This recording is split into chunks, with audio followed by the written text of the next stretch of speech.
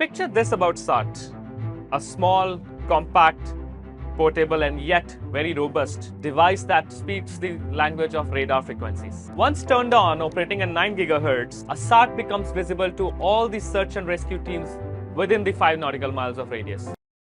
Hello sailors, today we are putting our sights on a critical tool to maritime safety, the Search and Rescue Radar Transponder, commonly known as SART.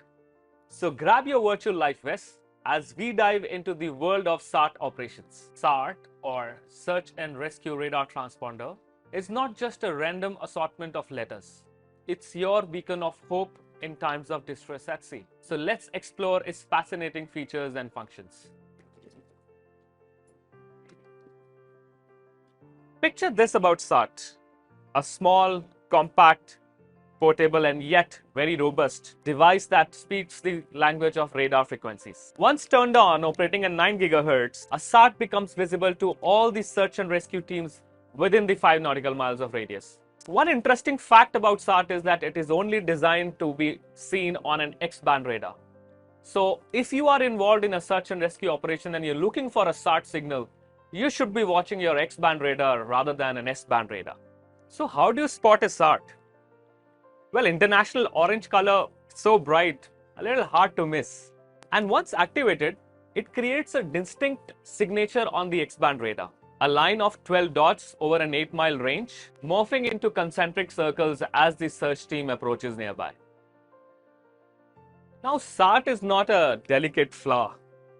Made of robust, reinforced fiber plastic, it can withstand the elements. It's also a bit of a free spirit, capable of floating by itself in water in case your survival craft plans to take a solo voyage.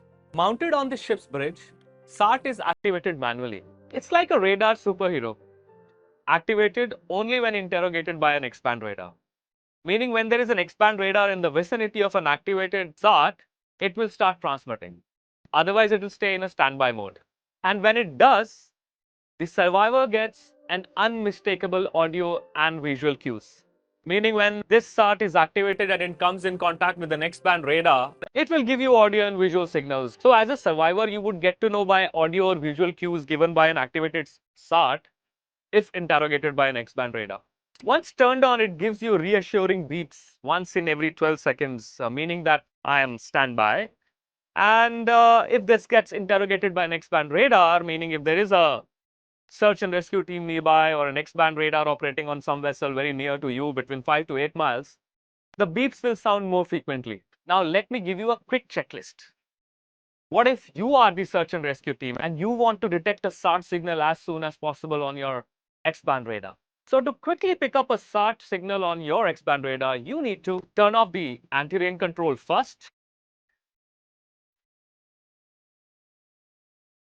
then crank up the gain control a little bit.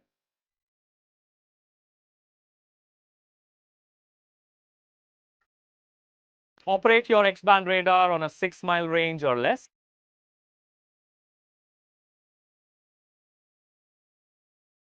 Then declutter your radar screen by down-tuning a bit. And when finally you are approaching close to the survivor, reduce your range and gain on the radar. And there you have it, a glimpse into the SART, your guardian angel in the open seas. And remember, when the waves get rough, SART will guide someone to you for your safety. That's all about the SART for now. Thank you.